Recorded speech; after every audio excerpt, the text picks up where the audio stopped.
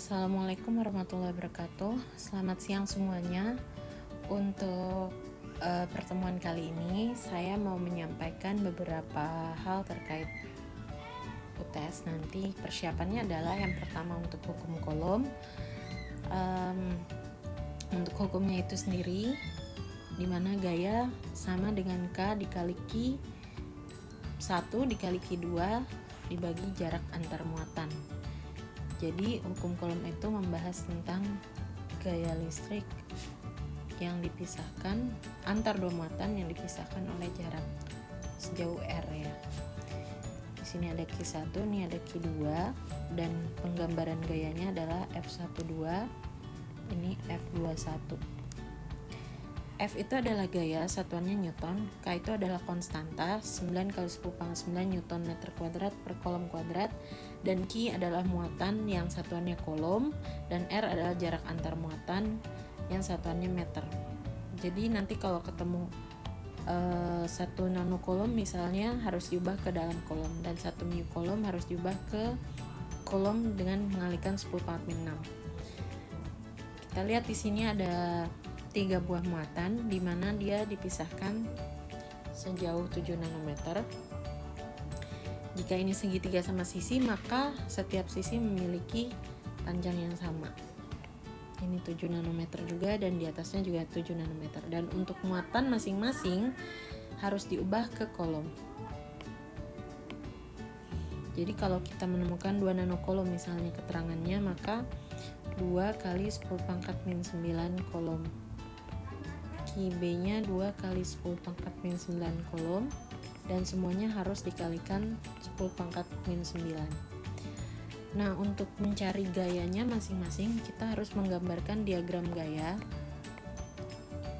di mana diagram gayanya itu masing-masing adalah QA terhadap QB.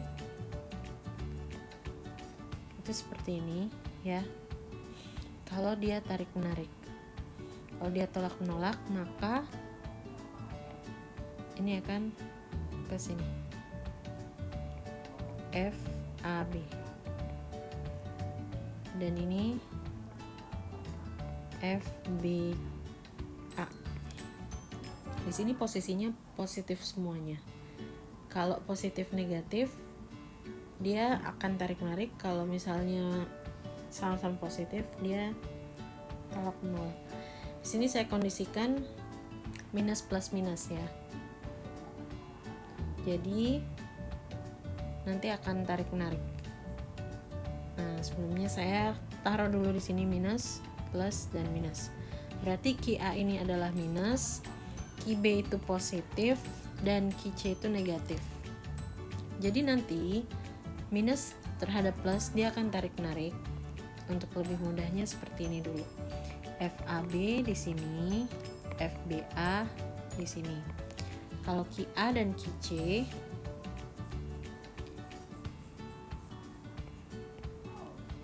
FAC dan FCA. Kalau C dan B karena positif negatif, maka dia tarik menarik. FCA dan FBC seperti itu ya. Nah, untuk masing-masing gaya, pasangan gaya di dalam satu titik muatan, berarti kita mencari resultannya. Resultannya itu kita gambarkan dulu ya, seperti ini ya. Untuk FAB dan FAC, resultannya itu dicarinya ini. Nah, kalau FBC dan FBA seperti ini.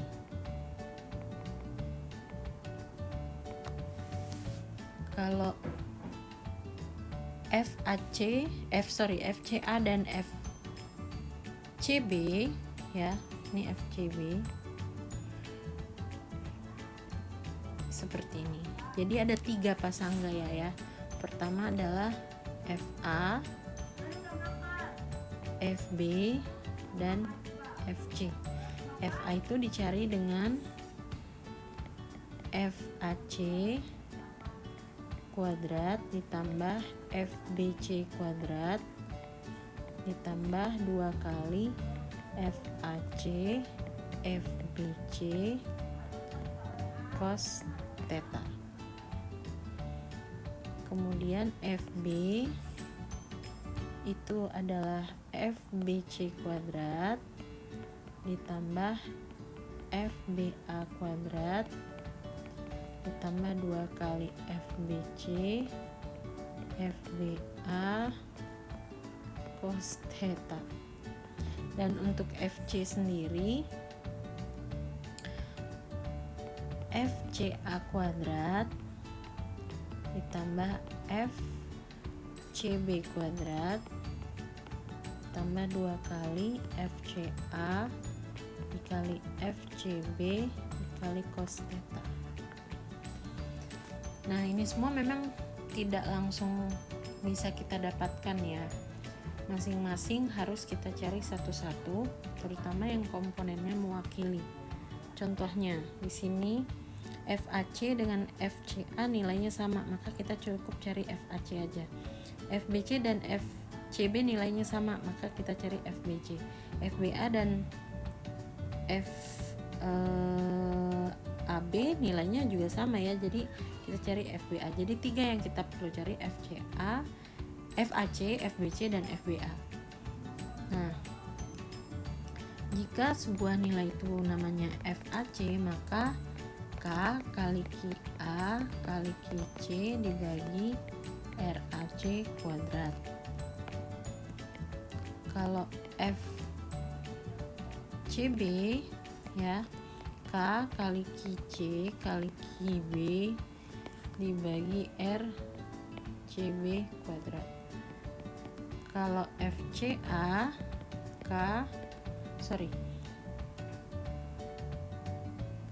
kalau FBA K kali QA kali QB per RBA kuadrat.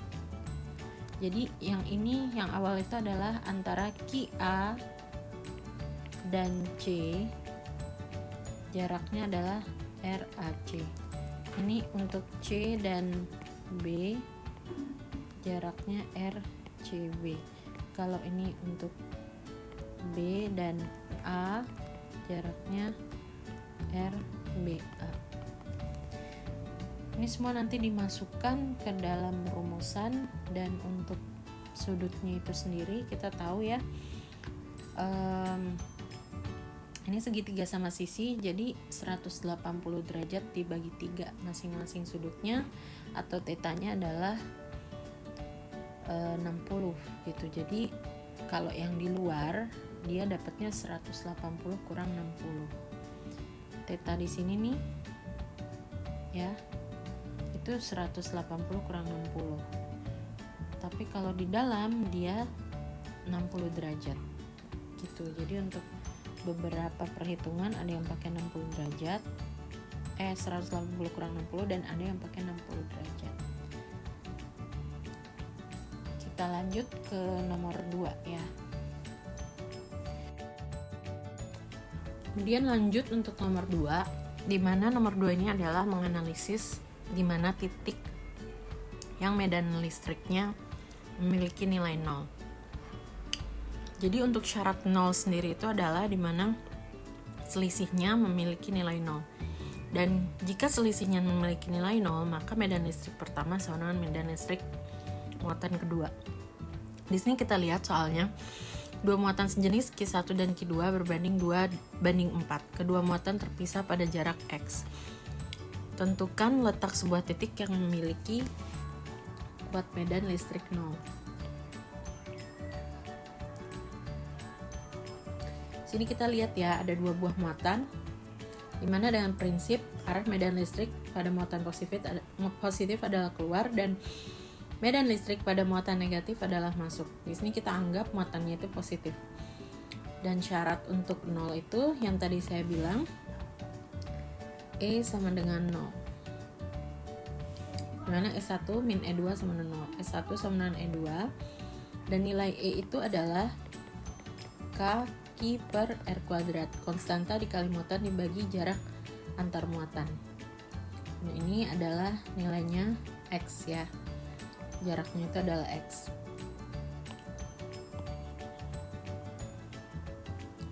Kita lihat di sini E1 sama dengan E2 dan K-nya ini sama-sama dicoret.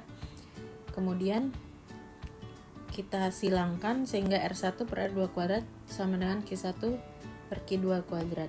Kita masukkan jika jarak R1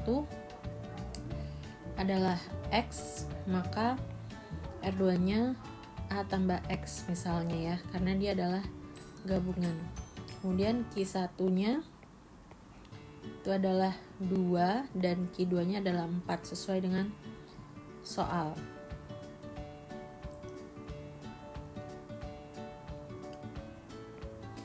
Kuadratnya kita coret sehingga X dan A plus X ini menjadi setengah. 2X sama dengan A plus X. Ini kita kali silang ya, sehingga X sama dengan A.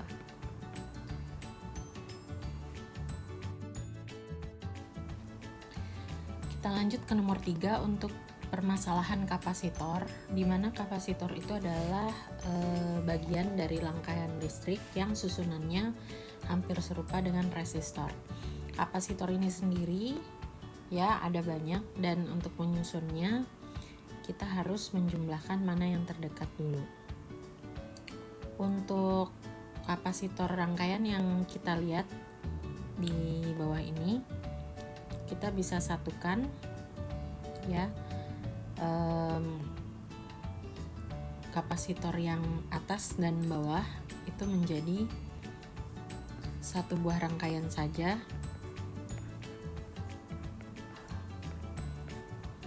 Yang pertama adalah 40, yang kedua 20, 40, 20, dan 40.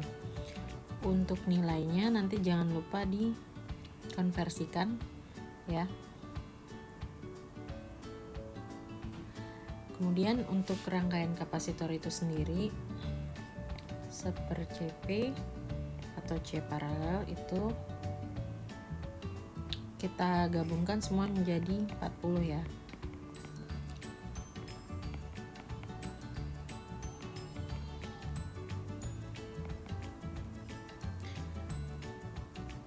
Tujuh per 40 dan CP-nya 40 per 7, jangan lupa satuannya adalah mikrofarad. Kalau dalam mikrofarad nggak apa-apa, nanti kita masukkan ke rumus muatan adalah potensial dikali muatan kapasitor, dan potensial yang terdapat di atas itu 0,2 volt dikali kapasitas kapasitornya 7 per 40 microfarad atau 40 per 7 ya, itu tadi seper CP. Berarti di sininya kurang lebih sekitar 8 per 7 microcoulomb. Untuk nilai C1, C2 dan seterusnya itu 20 microfarad. Kalau nggak ada keterangan kita boleh ambil permisalan, misalkan dia 10 microfarad, 20 microfarad, yang penting perhitungannya benar gitu. Nah, kalau untuk perhitungan ini lebih kreatif ya, maksudnya mana yang terdekat dia digabungkan. Yang paling penting adalah rumus yang terakhir setelah rumus penggabungan CP ini. Dia bisa seri atau paralel tergantung dari soalnya.